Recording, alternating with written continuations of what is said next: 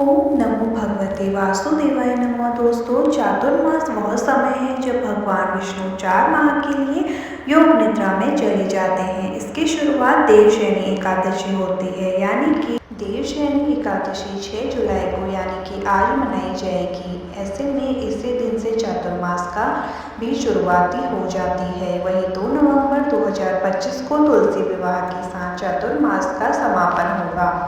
चातुर्मास की शुरुआत आषाढ़ माह के शुक्ल पक्ष की एकादशी से होती है, जो कार्तिक माह की शुक्ल की एकादशी तक चलती है। इस प्रकार यह समय कुल 4 महीने का होता है, इसलिए इसे चातुर्मास का नाम दिया जाता है।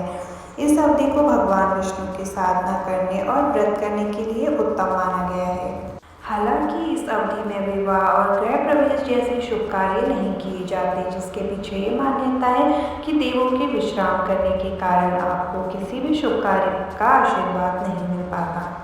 चातुर्मास में भगवान विष्णु की विधि विधान से पूजा अर्चना करनी चाहिए। इसी के साथ आप विष्णु जी की कृपा प्राप्ति के लिए चातुर्मास में व्रत रख सकते हैं। वहीं आपको इस अवधि में पवित्र नदियों में स्नान करने और रामायण व भगवत गीता जैसे धर्म ग्रंथों का पाठ करने से भी शुभ परिणाम मिल सकते हैं।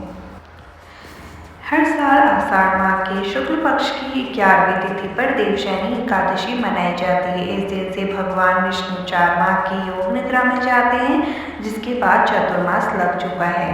तो विष्णु जी की योग निद्रा में जाने से लेकर उठने तक की अवधि को चातुर्मास कहते हैं। इस बार 6 जुलाई यानी कि आज एक देवशयनी एकादशी है। ऐसे में चातुर्मास भी इसी दिन से मान्य होगा। कहते हैं चातुर्मास होने पर घर में किसी भी तरह का शुभ कार्य नहीं किया जाता, अन्यथा आर्थिक समस्याएं होने लगती हैं। यही नहीं, किसी धार्मिक यात्रा को भी नहीं करना चाहिए, यह उचित नहीं है। ऐसे में जानते हैं कि चातुर्मास में क्या करें और क्या ना करें।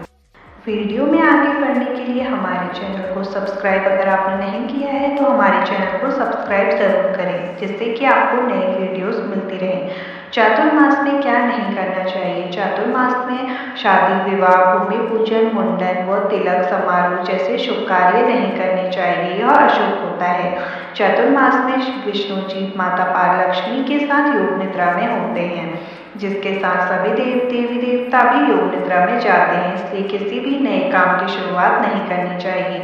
इससे उसके सफल होने की संभावना भी कम होती है।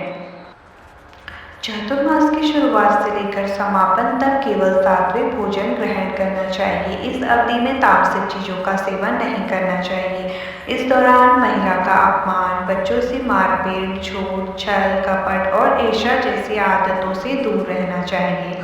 चातुर्मास में घर से बहू या बेटी को विदा नहीं करना चाहिए, ये भी अशुभ होता है।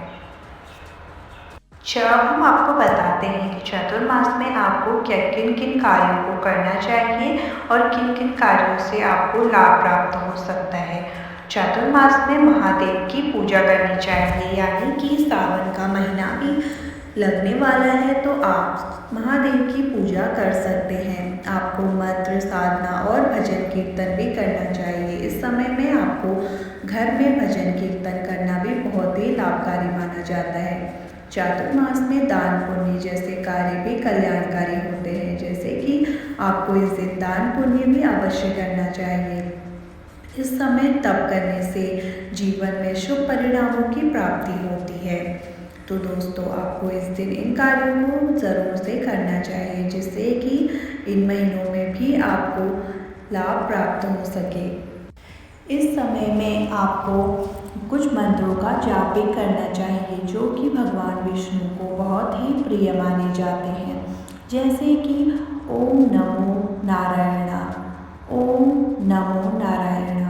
दूसरा है ओम नमो भगवते वासुदेवाय नमः, ओम नमो भगवते वासुदेवाय नमः। विष्णु गायत्री मंत्र आप इस दिन पढ़ सकते हैं, जो कि बहुत ही लाभकारी होता है। श्री विष्णवे च विष्णवे वासुदेवाय धीमहि। दूसरा है तन्नो विष्णु प्रचोदयात्, तन्नो विष्णु प्रचोदयात्। उसके बाद है विष्णु शांताकारम मंत्र। आप इस दिन विष्णु सहस्त्र नाम पाठ भी कर सकते हैं। अपने घर में आपको इसका पाठ भी अवश्य करना चाहिए तथा भगवान विष्णु का मन ही मन आपको उच्चारण करते रहना चाहिए, जिससे कि उनकी कृपा आप पर हमेशा बनी रहे।